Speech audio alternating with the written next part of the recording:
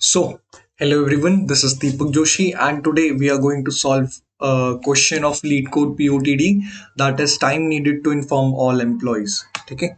I think all of you have been gone through this particular question. In this particular question, what we need to find out is the total number of minutes needed to inform all the employees about the urgent news. ठीक है।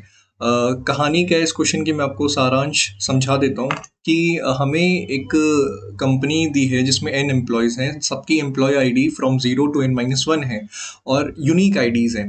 हम अब हर employ का एक manager है, लेकिन जो main head है जिसको हम हेड आईडी से रिप्रेजेंट कर रहे हैं, उनका कोई भी हेड नहीं है, because he is the owner of the company और the top most employee of the company. Okay. तो अगर उस top most employee of the company को कोई अर्जेंट न्यूज़ अपने नीचे और उनके नीचे एम्प्लॉयज़ को पहुंचानी है, तो मिनिमम कितना टाइम लगेगा उन्हें, सॉरी नंबर ऑफ मिनट्स कितने उन्हें लगेंगे एक्चुअली में, ये हमें बताना है। ठीक है। अब नंबर ऑफ मिनट्स हमें एक इन्फॉर्म टाइम नाम के एरे में दिए हैं और मैनेजर आईडी हमें एक मैनेजर आईडी नाम के एरे में दिए हैं। For example in this particular example हमें यहाँ पे दिया है मैनेजर, दिया गया है हमें कि जीरोथ जिसकी आईडी होगी उसका मैनेजर 2 है, फर्स्ट वाले का भी 2 है, लेकिन जो हमारा सेकंड जिसकी आईडी है उसका कोई भी मैनेजर नहीं है, क्योंकि हेड आईडी हमें 2 दी है ना, मतलब वो ओनर है। ठीक है। और इन्फॉर्म टाइम हमें यहाँ पे सबका दिया हुआ है। तो ये इस तरीके का ट्री स्ट्रक्चर बन रहा है और इन्होंने हमसे कहा भी है कि यहाँ एक ट्री स्ट्रक्चर हमें बनता हुआ दिखेगा ही दिखेगा। ठीक है। Also it is guaranteed that the subordinate relationship have a tree structure, ये हमें दिया हुआ है। ठीक है। नाउ अप्रोच कैसे हम इस प्रॉब्लम को करेंगे, ये थोड़ा सा हमें समझना है। तो देखो, सबसे पहले हम क्या कर सकते हैं, हम मेरे को ये समझ में आ रहा है कि यहाँ पे एक रिकर्सिव रिलेशन मैं सोच पा रहा हूँ, वो ये है कि अगर मुझे एक्चुअली में टोटल टाइम निकालना है, तो सबसे पहले मुझे ये पता करना होगा कि हेड से नेक्स्ट एम्प्लॉय में जाने में हेड का टाइम, और साथ में जो नेक्स्ट एम्प्लॉय मुझे उस न्यूज़ को आगे करके टाइम देगा, वो उन दोनों को ऐड करना है। रिकर्सिव रिलेशन तो यही है कि मेरा टाइम, मान लो मैं हेड हूँ तो मेरा टाइम और मेरे से नीचे जो व्यक्ति काम करता है उसका टोटल टाइम उसने कितना किया, ये दोनों प्लस करके मुझे रिटर्न करना है। ठीक है। तो ओवरऑल ये हमारा एक अप्रोच बन रहा है। ठीक है। तो मैं सबसे पहले क्या करूँगा, मैं कहूँगा कि मैं सबसे पहले इनका ना रिलेशन स्टोर करना चाहता हूँ कि किस किस का मैनेजर कौन कौन है। ठीक है। तो वो ज़रा मैं स्टोर करना चाहता हूँ, तो वो मैं किस में स्टोर करूँगा, लेट से मैं मैप में स्टोर करता हूँ। ठीक है। एक अनऑर्डर्ड मैप बना लेते हैं जिसमें इंटीजर होगा जो कि हमें बताएगा एक एम्प्लॉय और उसके ठीक है, मैनेजर आईडी। ओके, ये हमें मैनेजर आईडी बताएगा, नॉट एम्प्लॉय बताएगा। अब इसके अंडर कितने काम कर रहे हैं वो तो बहुत सारे हो सकते हैं, इसलिए उसके लिए एक वेक्टर ले लेंगे हम और इसको हम एडजेसेंसी अभी के लिए नाम रख देंगे। ओके। नाउ ध्यान से सुनना ज़रा। अब हमें यहाँ पे एक और यूनिक चीज़ जो हमें गिवन थी कि जो हमें आईडीज़ हैं वो 0 से n-1 तक जा रही हैं, तो हम यहाँ पे भी वही करेंगे।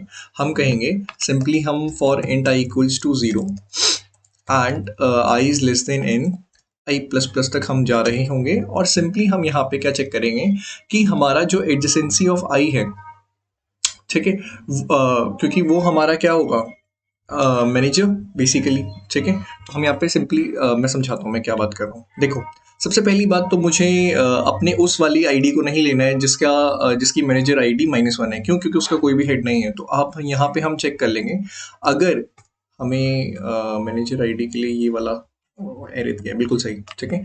अगर हमारा manager of i not equal to -1 है तभी प्रोसीड करना, क्योंकि अगर -1 होगा तो वो तो हमारा केस है ही नहीं, वो तो हमारे ओनर है। ठीक है। उनके ऊपर कौन है, उनके ऊपर कोई नहीं है। ठीक है। ओके। अगर ऐसा होता है तो हम क्या कहेंगे, हम कहेंगे कि जो भी ये है हमारा मैनेजर, उसका मैनेजर, ये जो भी मैनेजर है हमारा, उसमें पुश बैक कर देंगे हम इस एम्प्लॉय आईडी को, जो कि अभी करंटली हमारी आई है, क्योंकि हमारी आईडी 0 से n-1 तक है ना। तो ये मैनेजर ऑफ आई बेसिकली हमने यहाँ पे क्यों लिखा, क्योंकि ये मैनेजर है हमारे इस आई व्यक्ति का। तो ऐसे आई व्यक्ति बहुत सारे हो सकते हैं। ठीक है। एक पर्टिकुलर एग्जांपल यहाँ पे हमने देखा भी था कि 0 का भी मैनेजर 2 है, 1 का भी 2। तो हम क्या कर रहे हैं, 2 में पुश बैक कर रहे हैं, सेकंड इंडेक्स पे हम वेक्टर क्रिएट कर रहे हैं जिसमें 2 1 3 4 5 एक साथ आ जाएंगे। ठीक है। क्यों? ताकि हमें आसानी हो अपना डीएफएस कॉल करने के लिए, ठीक है, डेप्थ फर्स्ट सर्च कॉल करने के लिए एक ट्री में। तो हमने सिंपली यहाँ पे अपनी एडजेसेंसी मैट्रिक्स बना ली है, एडजेसेंसी ठीक है। नाउ अब हम क्या करेंगे, देखो समझो।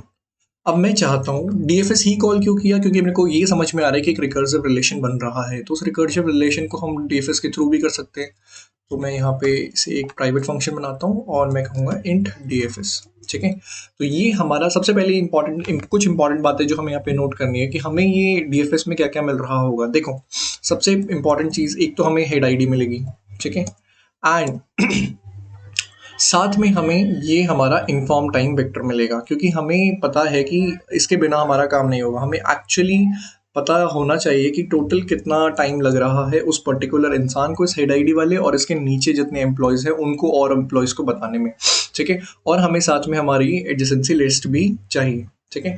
तो हम कहेंगे कि ठीक है, वेक्टर और सॉरी, हमें हमारी एडजेसेंसी लिस्ट चाहिए, तो हम एक हमारा अनऑर्डर्ड मैप ले लेंगे जो हमारा एडजेसेंसी लिस्ट के रूप में आएगा, ठीक है, सिंपली। तो ये हमने ले लिया है। तो ये ओवरऑल हम माने ठीक है, बना दिए। नाउ एक बात का और ध्यान रखना है यहाँ पे, वो क्या है कि जब भी हम आएंगे तो हमें हमारा एक मैक्स टाइम कैलकुलेट करना है। तो वो वेरिएबल हम यहाँ पे पास नहीं कर रहे हैं, हम कह रहे हैं कि अच्छा ठीक है, आ गए आप, मैक्स टाइम अभी के लिए 0 है, ठीक है। हम कहेंगे कि ठीक है, अब हम क्या करेंगे, एक ऑटो आईटी हम कहेंगे कि जितना भी हमारा एडजेसेंसी लिस्ट में करेंटली हेड आईडी के एम्प्लॉयज़ हैं, ठीक है, हेड आईडी के करेंटली जितने भी एम्प्लॉयज़ हैं, क्योंकि एडजेसेंसी लिस्ट यही तो कैलकुलेट कर रही है कि उस पर्टिकुलर इंडेक्स, उस पर्टिकुलर मैनेजर के कितने एम्प्लॉयज़ हैं, उसके अंडर कितने डायरेक्टली काम कर रहे हैं। तो इस एडजेसेंसी लिस्ट में आईटी में क्या आ रहा होगा, करेंटली कितने एम्प्लॉयज़ इस पर्टिकुलर हेड आईडी वाले मैनेजर के अंडर काम कर रहे हैं। तो हम कहेंगे कोई बात नहीं, जो हमारा मैक्स टाइम है ना, वो हमारा बराबर होगा मैक्सिमम ऑफ अभी जो करंट हमारा मैक्स टाइम है, या फिर हम डीएफएस कॉल करने के बाद जो हमें मैक्स टाइम मिल रहा है। तो हमने आईटी पास कर दिया यहाँ पे, हमने कहा कि जो हमारा अभी हेड आईडी का के एम्प्लॉयज़ थे, वो एम्प्लॉयज़ भी तो किसी के मैनेजर हो सकते हैं, इसीलिए मैंने आईटी पास करा। और हम पास कर देंगे अपना inform time as it is, ठीक है, और अपनी adjacency list as it is, ठीक है। तो ये हमारा बस इतना सा काम था कि हमने यहाँ पे क्या किया, मैक्स टाइम और डीएफएस का मैक्सिमम निकाल लिया, ठीक है। अच्छा, अब हमें रिटर्न क्या करना आना है यहाँ पे। देखो ये थोड़ा सा समझने वाली बात है कि हमें यहाँ पे रिटर्न कराना है। देखो अभी करेंटली मेरा जो इन्फॉर्म टाइम है, इस व्यक्ति का जिसकी हेड आईडी हमें दी गई है, उसका इन्फॉर्म टाइम, वो इन्फॉर्म टाइम हमें कैसे मिलता है, क्योंकि हमारी हेड आईडी पर्टिकुलरली बात हो रही है। तो हम कहेंगे कि ठीक है, ये हेड आईडी, अच्छा इस तरीके से लिए हमने हेड आईडी, क्योंकि इन्फॉर्म टाइम उसका है जो particularly top of the branch या फिर जो करंट मैनेजर है हमारा, उसको कितना समय लग रहा है, और साथ में उसके नीचे वालों ने कितना समय लिया, जो कि हमारा मैक्स टाइम हमें कैलकुलेट देगा। और यही तो मैंने स्टार्टिंग में कहा था, रिकर्सिव रिलेशन भी ये बन रहा है कि मुझे, अगर मैं head of the family, head of the company हूँ, तो मुझे कितना समय लगेगा नीचे वाले के तक मैसेज पहुंचाने के लिए, और वो नीचे वाले को टोटल कितना समय लगेगा बाकी की लीफ नोट्स तक मैसेज पहुंचाने के लिए, उन दोनों को प्लस कर देंगे। तो ये लीफ नोट तक का टाइम हो गया, नीचे वाले से, जस्ट नीचे वाले से सबसे लास्ट वाले तक, और ये मेरा टाइम हो गया नीचे वाले तक को पहुंचाने का, ठीक है, ये हो गया। यहाँ आते ही हम कहेंगे अच्छा रिटर्न कर देना डीएफएस को। अच्छा डीएफएस में क्या क्या पास करेंगे हम, as it is head ID पास करेंगे, ठीक है। जो भी हमें हेड आईडी आ रही है अभी करेंटली, क्योंकि शुरुआत मैसेज की तो वहीं से होगी सबसे ऊपर से, और क्या क्या ले रहा था हमारा इन्फॉर्म टाइम हम पास कर देंगे, ठीक है। हमने इन्फॉर्म टाइम भी पास कर दिया और साथ में अपनी एडजेसेंसी लिस्ट भी पास कर दी, ओके। तो ये हमारा ओवरऑल कोड था, ठीक है। एक बार रन कोड करते हैं, मुझे पता है कहीं ना कोई एरर है, तो उसको हम रिजॉल्व कर लेंगे। तो वो कह रहा है what is head ID here, हमने कहा कि अनडिक्लेयर्ड आइडेंटिफाइड हेड आईडी,